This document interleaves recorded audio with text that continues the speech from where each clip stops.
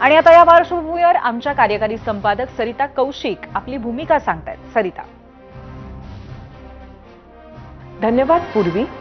काही गोष्टी या सरकारच्या हातातही नाहीत.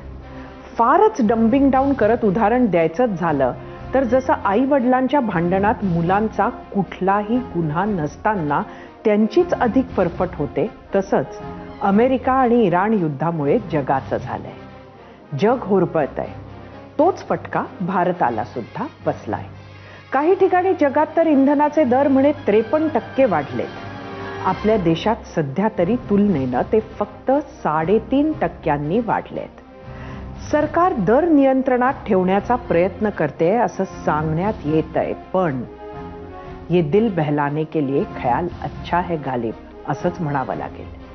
ज्या सर्वसामान्यांना, शेतकऱ्यांना, उद्योजकांना, छोट्या छोट्या दुकानदारांना, हॉटेल व्यावसायिकांना ह्या महागाईचे चटके बसतायत, त्यांना कसं समजवायचं? दर वाढ अटळ होतीच, पण टायमिंगनं सरकारला संशयाच्या भोवऱ्यात अडकवलंय. या उपाययोजना देशातील 5 राज्यांच्या निवडणुका संपल्यावर होत असल्यामुळे हेच जनजागरण सरकारनं निवडणुकीच्या दरम्यान निवडणुकीच्या प्रचारातून केलं असतं तर जास्त संयुक्तिक आणि विश्वासार्ह ठरलं असतं, असं जर सर्वसामान्य जनतेला वाटलं आणि हेच जर विरोधकांनी मांडलं तर ते रास्तच म्हणावं लागेल.